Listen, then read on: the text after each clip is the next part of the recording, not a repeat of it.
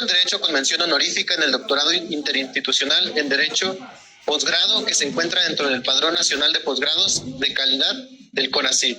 Maestro en Ciencias Sociales, grado otorgado por la Southern Oregon University, Universidad del Sur de Oregon, en Estados Unidos.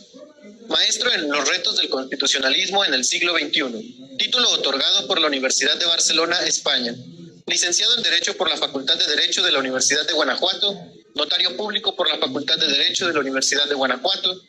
Catedrático de la División de Derecho, Política y Gobierno de la Universidad de Guanajuato desde el año 2000, impartiendo las cátedras de Análisis Social, Político y Económico de México, Sistema Político Comparado y Derecho Internacional Público, Derecho Internacional Privado, además de ser catedrático en 2007 y 2008 en la División de Ciencias Económico-Administrativas, Campus Guanajuato de la Universidad de Guanajuato, impartiendo las materias de los contratos internacionales, Derecho de los negocios internacionales y Derecho Internacional Público y Privado.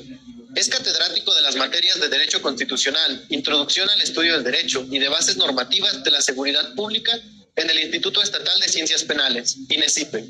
Del año 2012 a la fecha es profesor de Derecho Constitucional en el curso preparatorio de la Maestría en Ciencias Jurídico-Penales y Maestría en Justicia Constitucional en la División de Derecho, Política y Gobierno de la Universidad de Guanajuato. También es profesor de Seminario de Titulación 1 y Seminario de Titulación 2 en el posgrado de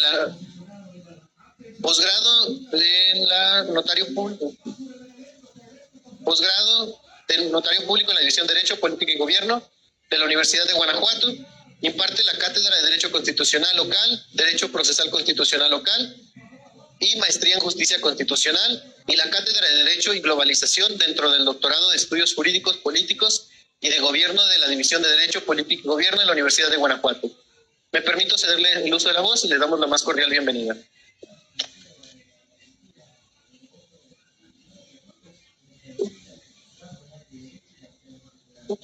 Bueno, pues muchas gracias por la amable presentación de nuestro jefe de ceremonias. Antes de iniciar, quiero agradecer profundamente la invitación que tuvo a bien hacerme la doctora Teresita, nuestra rectora de campus, y el doctor Paco Mora, aquí nuestro amigo que está presente. Agradezco mucho, doctor Mora, por la gentileza de su invitación a participar con alguien que, desde mi perspectiva, ha contribuido al pensamiento jurídico. También agradezco a todos mis alumnos del noveno A, del noveno B, del décimo A todos los que se nos unen por estar aquí con nosotros. Créanme que siempre buscamos hacer un esfuerzo nosotros como profesores adicional para que ustedes tengan una mejor formación académica. Ese es nuestro objetivo de hacer este tipo de seminarios, que tengan ustedes una mejor preparación académica, y por eso siempre les insistimos mucho en que estén aquí con nosotros en este tipo de eventos que no tienen otra cosa más que ayudar a su formación académica. De igual manera agradezco a todas las personas que están en las redes sociales, que ya están conectados en el Facebook viendo esta transmisión en vivo. También les agradezco mucho que estén aquí con nosotros el día de hoy. Bueno, miren, pues a mí me toca hablar de Fray Francisco de Vitoria, ¿no? Fray Francisco de Vitoria, padre del derecho internacional. Aquí en nuestra aula, aquí en nuestras aulas tenemos esa foto de Fray Francisco de Vitoria, quien es considerado como el padre del derecho internacional. Y comenzamos con él. Miren, ¿quién fue?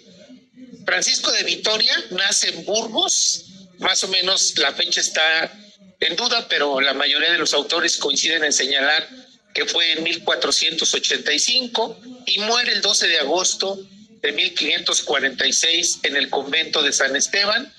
Muere a causa de la gota, de la enfermedad conocida como la gota. Y dentro de sus estudios, bueno, pues ahí están algunos de sus estudios. Es dominico, ingresa a la orden de los dominicos y tiene sus estudios en el convento de San Pablo de Burgos, el colegio de San Jacques de Francia, y luego en la Sorbona obtiene su grado de doctor en teología, ¿no? Inicia su labor docente en 1513 y en 1526 es designado profesor de la cátedra de Prima Teológica por el emperador Carlos V, quien después lo designa como su teólogo imperial. Es el líder de la Escuela de Salamanca, de la Escuela Hispana del Derecho de Gentes, de la famosa era dorada del pensamiento español, o como le dicen los anglosajones, de Golden Age, ¿no? La era dorada del pensamiento anglosajón, y obviamente fue líder de la Escuela de Salamanca. Sus obras son reconocidas 12 reelecciones, porque las reelecciones eran apuntes que sus alumnos tomaban y que se transmitían de generación en generación. Él como autor no tuvo ninguna obra, sino que fueron apuntes que sus alumnos se transmitían de generación en generación, y las tres más importantes son esas de Indis, de Jure Belli y de Potestate Civile, ¿no? Algunos datos biográficos de Victoria. Tenía 6 años cuando se descubre América, 35 años cuando Hernán Cortés conquista la capital del Imperio Azteca, 53 cuando expone su obra magna o sus pensamientos magnos en las reelecciones de Indis, y 56 cuando sucede la famosa polémica indiana entre Juan Ginés de Sepúlveda y Fray Bartolomé de las Casas, obispo de Chiapas, que por defender a los naturales de América sale expulsado del continente americano, se le quita el grado de obispo y pues es deportado a España, precisamente por la defensa que él hacía de los naturales, a quien así les denominaba, ¿no? Y que obviamente se debía al trato de esclavitud que recibían por parte de los españoles en las encomiendas de evangelización. Miren, la Escuela Hispana del Derecho de Gentes, la famosa Era Dorada, ¿qué tenían en común todos estos pensadores? Imaginemos la época en la que pasó, ¿no? Era un hecho que era histórico en la historia, valga la redundancia, en la historia de la humanidad, la conquista de América, ¿no? Y ver la conquista de América desde un sentido crítico, y el sentido crítico implicaba el ser humano, ¿no? La dignidad humana, la dignidad de las personas que habitaban estos territorios y que eran diferentes a las que hasta ese momento se conocían. Y era un objetivo claro de todos estos pensadores establecer nuevas reglas para el nuevo mundo, ¿no? ¿Cuál era el derecho que tenía el emperador de quedarse con todos los territorios descubiertos? Los indígenas, las gentes naturales de aquí, como les decía Victoria, tenían esta posibilidad de conservar sus propios derechos, sus propias tierras, sus propias familias, en un marco del concepto de soberanía, y luego esta idea de ser diferente, pero igual, ¿no? Tener la misma dignidad humana, y era un gran postulado de esta Escuela Hispana del Derecho de Gente.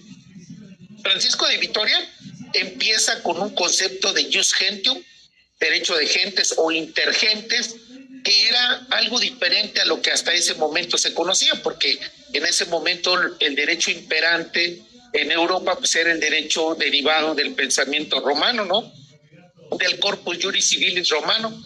Y la idea de este pensamiento vitoriano era pensar en un derecho diferente, en un derecho que tuviera esta posibilidad, que se alejara del concepto romano y que se viera un derecho que relacionara pueblos culturalmente diferentes, ¿no? Y hubo otros grandes pensadores que junto con Vitoria le dieron una gran fortaleza al inicio del derecho internacional, sin lugar a dudas Francisco Suárez, Alberico Gentili y Hugo Grocio, 3 grandes pensadores que fortalecieron lo que el pensamiento vitoriano había iniciado con el descubrimiento de América. ¿Seguimos? Pero ¿qué tiene que decir un fraile en relación al derecho? ¿O por qué hay una conexión del derecho con la teología? Pensemos en la época en la que sucedieron los hechos, ¿no? ¿Qué tiene que decir un fraile dominico del descubrimiento de América?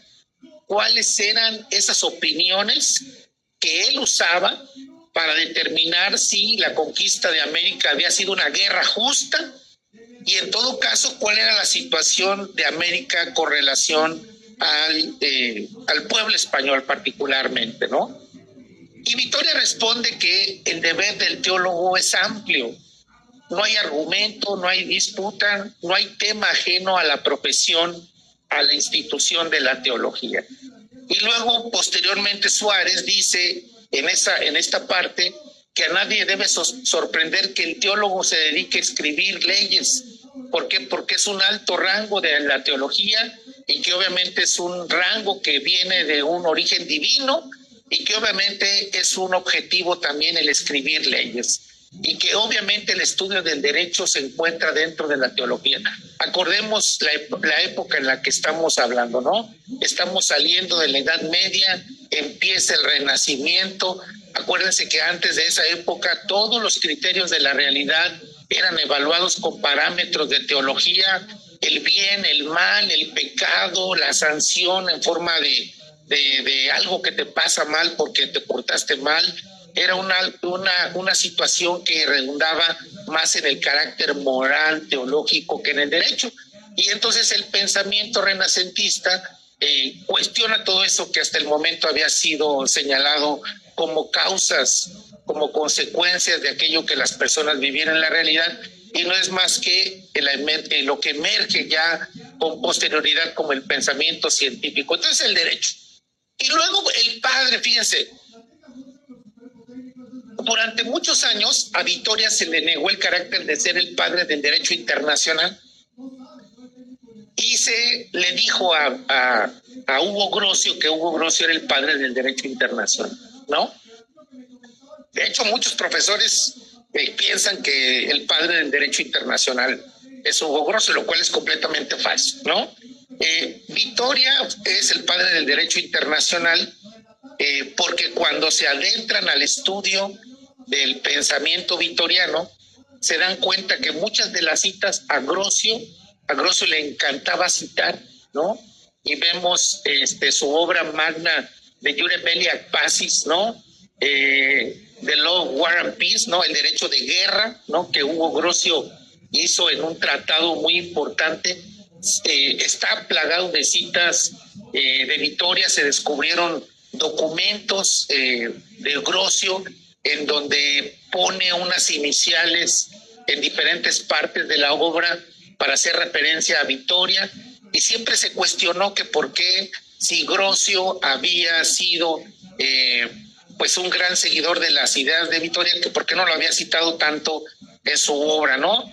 Y muchos tratadistas concluyen en que Grocio no lo hizo para protegerse de las persecuciones políticas de esa época, porque en la vida de Grocio él había sido encarcelado, ¿no? Deportado, y finalmente su obra magna pues la escribe en Francia. Pero hay muchos autores que están de acuerdo en que Vittoria es el padre del derecho internacional, y ahí solamente menciono tres. Alfred Bertros, un gran tratadista, también integrante de la Escuela de Viena, de la Escuela de Derecho Positivo de Kelsen, y allí dice lo que para él, o por qué para él Vittoria es el padre del derecho internacional, porque le da un especial relieve al pensamiento estoico, dice él, de la unidad moral y jurídica del universo. Vittoria en sus obras habla de lo que él denomina el totus orbis, el mundo entero, ¿no? Y que habla pues una comunidad internacional pensada en una comunidad jurídica, una comunidad que se deriva propiamente del derecho natural y que posteriormente evolucionara para llamarse jus intergentes, jus intergentium, y que es el derecho internacional. Otro gran autor, Ortiz Treviño, dicen lo mismo, que Vittoria es el padre del derecho internacional moderno, ¿no? Porque argumenta que los habitantes del Nuevo Mundo, descubierto por España, pues eran una comunidad jurídica, y que por eso había también una comunidad que se relacionaba con otra, en este caso la comunidad descubierta, ¿no? Y la comunidad española. Entonces pensaba en un jus gentium, en un jus intergentes, ¿no? Y Brown Scott, otro gran tratadista, bueno, pues sigue señalando que Francisco de Vittoria es el padre del derecho internacional, porque él empieza a ver cuestiones relacionadas con la modernidad de las naciones, en donde existen principios que regulan las relaciones entre las naciones y que sin estos principios las comunidades políticas independientes, soberanas, no pueden coexistir, ¿no? Y que particularmente hace referencia a Vitoria en sus reelecciones de Indies. Muy importante esto que dicen estos tres autores para darle la autoría a Francisco de Vitoria como el padre del derecho internacional y que, como se llama este seminario, contribuyó de manera significativa al desarrollo del pensamiento jurídico y, en este caso, particularmente del derecho internacional. Sin embargo, ya lo había dicho esto, sin embargo, durante muchos siglos, particularmente casi 2 siglos, Vitoria fue olvidado como padre del derecho internacional. Ya dije, la paternidad se le asignaba a Grocio, ¿no? Pero ahí hay algunos datos que puse con rojo de una cita. Fíjense, Grocio nace en Delft en 1583, muere en 1645. Por lo tanto, su pensamiento jurídico fue muy posterior a Francisco de Vitoria. No conoció la paz de Westfalia, esto que les digo yo siempre en clase, que el Tratado de Westfalia de 1648 fue el primer hito, fue la prueba de que existía ya un nuevo orden jurídico diferente al corpus juris civilis romano imperante en esa época, ¿no? Y por eso es que con esta parte que les pongo ahí en rojo, es una cita en donde nos da la idea de que el pensamiento de Grocio fue muy posterior al de Vitoria, ¿no? Y bueno, sin lugar a dudas también es importante señalar, también lo puse allá abajo, que Grocio, esta gran capacidad que tenía de estudio, sin lugar a dudas conocía el pensamiento de los escolásticos españoles, como también se le conocía a la Escuela Hispana del Derecho de Gentes, a los escolásticos españoles que obviamente eran influenciados, eran los que tenían hasta ese momento una gran influencia sobre el pensamiento imperante en la época, pero la paternidad de nuestro derecho internacional es, sin lugar a dudas, de Fray Francisco de Vitoria. Y yo les puse esa cita porque ahorita les voy a dejar de compartir porque encontré una obra, a ver, ya me dijeron cómo hacerlo, a ver si lo puedo hacer. Voy a dejar de compartir y voy a compartirles otra obra que esta la encontré. Ya saben que a mí me encanta compartirles, pero esta la encontré, quiero que la vean. A ver. ¿Ya la están viendo? ¿Sí, verdad? ¿Sí la ven? ¿Sí la ven en la pantalla? Aquí, miren, esta obra la encontré. Es una obra de Carlo Galli que escribió en latín, ¿no? Él hizo una traducción del latín al italiano de Iure Belli, de Fray Francisco de Vitoria, ¿no? Entonces, esta obra está completita en latín, en italiano,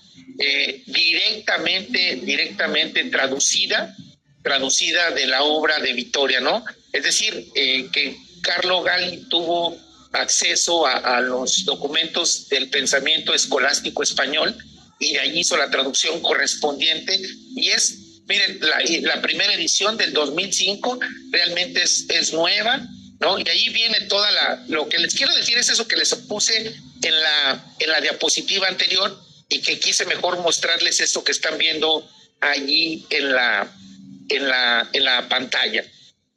¿Qué dice este autor italiano? Más o menos les voy a traducir un poco ese párrafo que es el que me interesa a mí, que quede claro.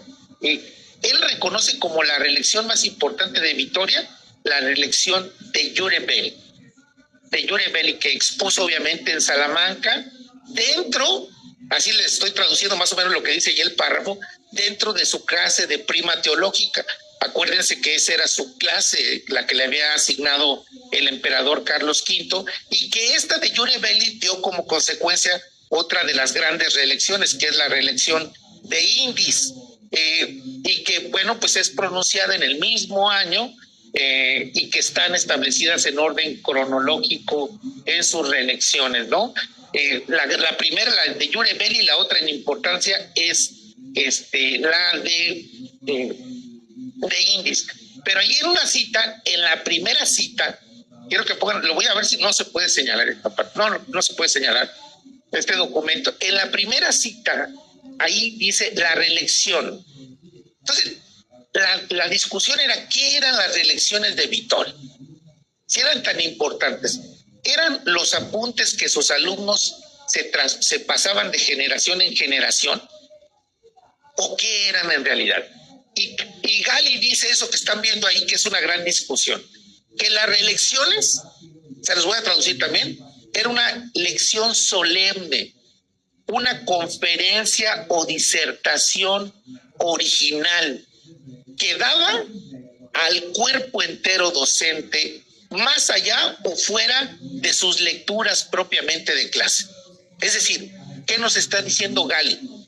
Que las reelecciones de Vittoria no eran los apuntes que sus alumnos se pasaban de generación en generación, sino que eran disertaciones que Vittoria pronunciaba en momentos especiales para la Universidad de Salamanca, cuando había algo que festejar, ¿no? El gran orador académico era Francisco de Vitoria, por eso dice que era algo que destinaba o dedicaba a todo el cuerpo docente. Entonces, ahí está la discusión.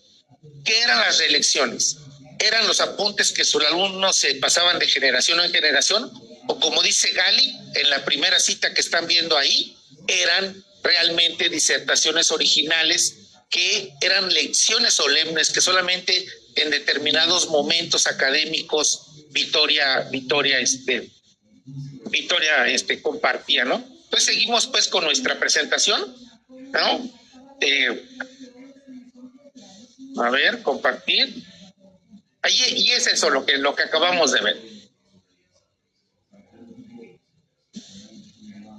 De Indis, las tres más importantes. De Indis, de Iure Belli y de Potestate Civil. En de Indis, ¿cuál fue la aportación de Vittoria? La aportación de Vittoria fue establecer que las personas, los naturales, eran hombres racionales y que por lo tanto tenían derechos sobre sus territorios, sus familias y sus cosas. Entonces, Vittoria cuestionaba duramente el trato que los naturales de América recibían a través de las encomiendas de evangelización, ¿no?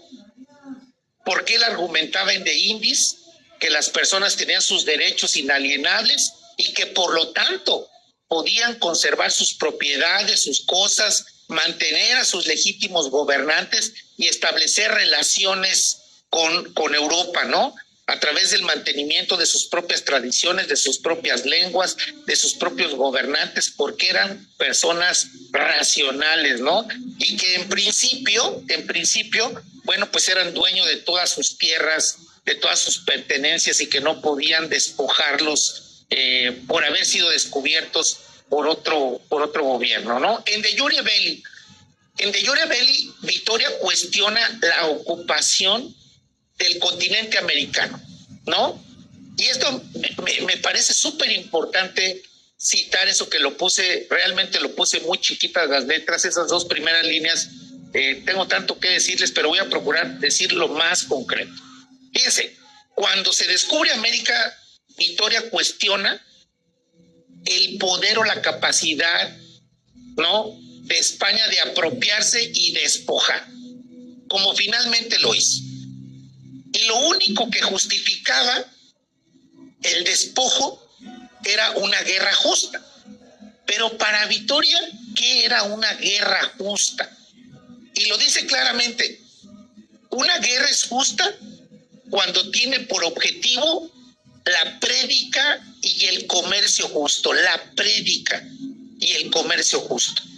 Es decir, por eso cuando se ocuparon los territorios descubiertos, por eso eran las encomiendas de evangelización, por eso esta idea cristiana del mundo, por eso en esa época cuando se pensaba en una comunidad internacional, se pensaba en una comunidad cristiana, porque el objetivo de la guerra era el predicar, era convertir, era transformar a todos aquellos que no eran católicos o cristianos a esta religión.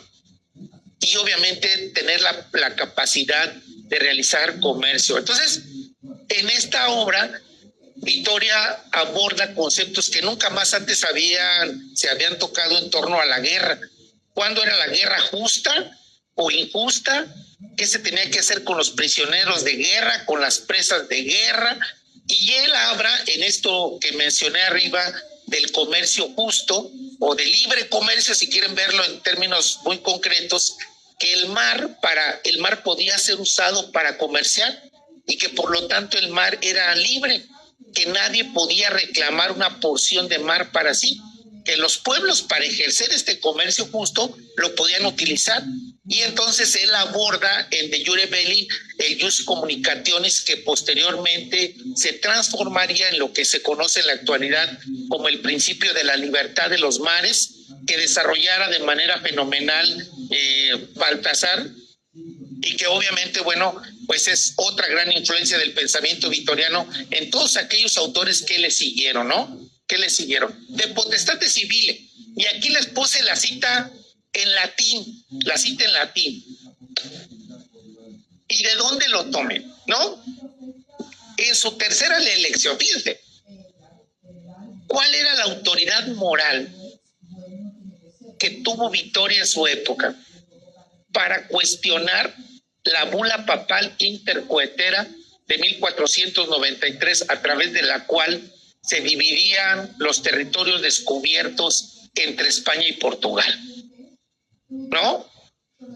El Papa Alejandro VI el Borgia, a través de esa bula, distribuye los territorios descubiertos. Y Vitoria cuestiona eso. Y yo lo dije en clase, imagínense, si ahorita no podemos cuestionar aquí al padre de nuestra iglesia cercana, imagínense en esa época, ¿no? Que Vitoria se atreviera a cuestionar nada más ni nada menos que a su jefe, al Papa, ¿no? Quizá por haber sido designado como teólogo imperial por Carlos V, un gran emperador de la época, ¿no? Quizá tenía esa posibilidad, pero él cuestiona. Dice él que la autoridad del Papa es espiritual y que de ninguna manera el Papa tiene una autoridad civil. El Papa no puede distribuir los territorios descubiertos porque el Papa no es señor de todo el orbe. Y si lo fuera, dicho poder que tiene sobre todo el orbe no es delegable. ¿Qué es lo que hizo a través de la bula papal intercoetera? Delega el gobierno de los territorios descubiertos entre España y Portugal. Y remata diciendo que en todo caso, si existiera una autoridad terrenal del Papa, esa autoridad es indirecta. Fíjense nada más la importancia que tuvo Vitoria en la época para cuestionar el status quo existente y defender una postura que a la postre sería el fundamento del derecho internacional. Ahí está una estatua de Francisco de Vitoria, ¿no? Ya lo dije, fraile dominico, teólogo imperial de Carlos V. Pero, ¿de dónde viene la génesis del derecho internacional? Y también se los puse en latín y abajo está la traducción. El derecho de gentes, derecho internacional, jus gentium o jus inter gentes, es derecho natural. ¿Por qué es derecho natural? Porque lo que la razón natural estableció en todas las gentes se llama derecho de gentes, algo que es racional entre las personas, algo que se comparte por las personas y que al ser racional deriva de ese derecho natural y que al derivarse de ese derecho natural se comparte por todos los seres humanos con independencia de su cultura, de sus tradiciones, de sus preferencias, porque al final todos tenemos algo que aún ahora tenemos que defender y que es nuestra propia dignidad, la dignidad humana ante todo, ¿no? Derecho internacional. Y sigue Vitoria, fíjense, ahí está otra cita, lo que siempre digo, ¿por qué? Y que se conserva hasta nuestros días. El derecho de gentes es algo racional entre los pueblos, decía en la otra diapositiva. Y en esta también ahí está la cita en latín. Este derecho de gentes solo tiene fuerza por pacto y convenio entre los hombres. Si en el derecho internacional no se expresa el consentimiento en obligarse por un tratado, ese tratado no tiene fuerza, porque es el convenio mismo entre los pueblos lo que le da fuerza al derecho internacional. La expresión del consentimiento, o como siempre digo, sí es sí y no es no, pero siempre hay que decir sí y siempre hay que decir no. Y lo dice nuestra Constitución. Si leemos el artículo 1, párrafo 1 de nuestra Constitución, todos los derechos reconocidos en esta Constitución y en los tratados internacionales de los que el Estado mexicano sea parte. Estoy citando más o menos textual el primer párrafo de nuestro artículo 1.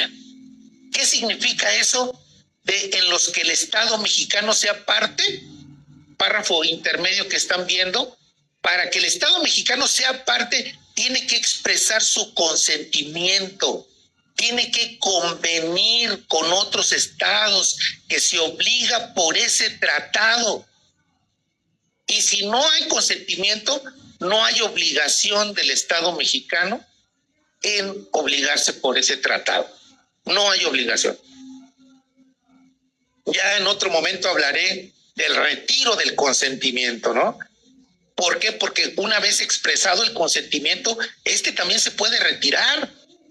No estamos obligados a permanecer siempre en los tratados, porque es un consentimiento. Y así como dije sí, así puedo decir no y dejar de cumplir con un tratado cuando ya no cumpla con los intereses nacionales o con los intereses que el pueblo mexicano determine, ¿no? Pero es por eso el pacto, es el convenio, y ese convenio y eso que le da el consentimiento en obligarse por un tratado es lo que le da fuerza de ley, dice Victoria, ¿no? Y que obviamente, bueno, esto es lo que finalmente obliga en el ámbito internacional. Lo remata en el párrafo que puse abajo, ¿no? Lo que le da fuerza al derecho internacional es el consenso, el consenso de la mayor parte de todo el orbe, o como él le denominó el famoso totus orbis, ¿no? El totus orbis vitoriano. Y esto lo dejo para que reflexionamos desde el punto de vista jurídico.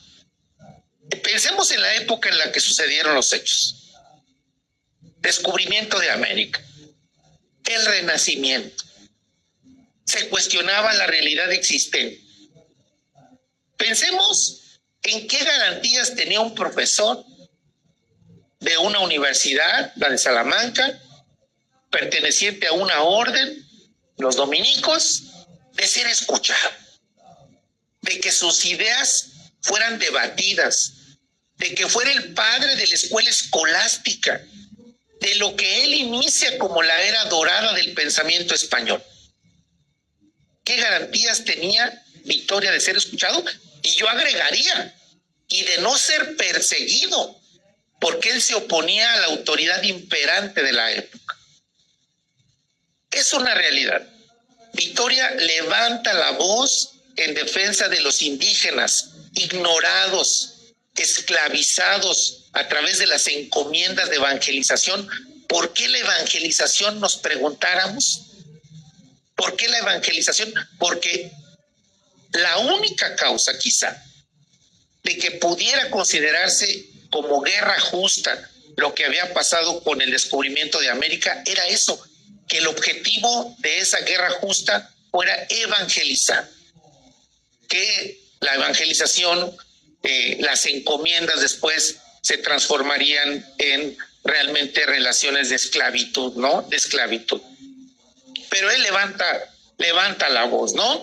Levanta la voz a favor de los naturales de América e inicia la escuela moderna del derecho internacional con una visión diferente, una visión en la que cada pueblo, cada nación tiene sus propias normas, su propia forma de interrelacionarse hacia el interior, pero que hacia el exterior puede establecer relaciones con otras naciones en un plano de igualdad, principios que deberían regular las relaciones entre los pueblos, ¿no? Una nueva forma de ver las cosas, y todo derivado, pues, del descubrimiento de América y del poder que en ese momento España reclamaba o pedía, ¿no? ¿Qué pensaba? En eso que están viendo ahí, en una utopía de naciones. Vitoria era un pensador utópico, sí, quizá por eso todas sus reelecciones y lo que él puso en ese pensamiento. La sociedad de naciones era pensada por Vitoria como una sociedad cristiana, como una comunidad cristiana. La comunidad internacional pensada como una comunidad cristiana. De ahí la importancia de la evangelización, porque lo único que para él justificaba la existencia de una guerra justa y que por lo tanto España pudiera quedarse con los territorios descubiertos y desposeer como lo hizo, era el tema de la prédica, como les puse en la otra diapositiva, el predicar en los territorios. Para Vitoria esa era la única justificación. ¿Por qué predicar? Por eso que están viendo ahí en la diapositiva. Porque él pensaba en una sociedad de naciones, en una utopía de naciones, en una nación identificada con una comunidad cristiana, ¿no? Y que veía al hombre así, desnudo, ansioso, que da cuenta de la propia naturaleza del ser humano, el ser humano que es social por naturaleza, que busca siempre interrelacionarse. Y esa interrelación no solamente se da al interior del Estado, sino esa relación también se da entre estados, ¿no? Entre estados, dice Vitoria. Ya lo dije, durante mucho tiempo también el pensamiento vitoriano fue ignorado por lo que dije de Grocio, pero también fue porque otra obra sucedía en el tiempo, ¿no? O dominaba también el tiempo, y que era el pensamiento de Maquiavelo, ¿no? Había dos pensamientos imperantes en la época, dice Martín Ortega en este artículo que escribió, en Recuperar a Vitoria. Teníamos dos pensamientos imperantes de la época. Uno, que era el pensamiento maquiavélico, ¿no? Soberano, de la soberanía territorial, y otro, que era el pensamiento vitoriano, el de la universalidad. El pensamiento vitoriano entra como una forma de establecer un equilibrio, un balance entre los pensamientos imperantes de la época, pero fue olvidado también porque la comunidad se enfocó a estudiar a Maquiavelo y de alguna manera olvidar también a Vitoria, ¿no? Y bueno, hasta aquí le voy a dejar con mi presentación. Espero que no se hayan cansado. Dije que le iba a hacer más o menos sucinta. Si tienen alguna pregunta, aquí como nos dijo el doctor Mola, pues adelante, por favor, si tienen alguna pregunta, pero no quiero abusar de su tiempo. Muchas gracias por su atención.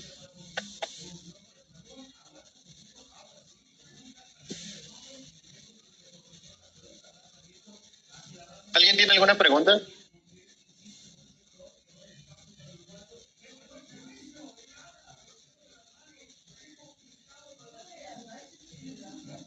Buenos días, bueno, antes que nada, pues felicitarte, maestro, por tu presentación. Señalaste que, según Vitoria, las dos causas de justificación o las dos causas de la guerra justa era la idea de la evangelización y el comercio justo. Entonces, no sé si sobre esto último pudieras comentarnos un poco más.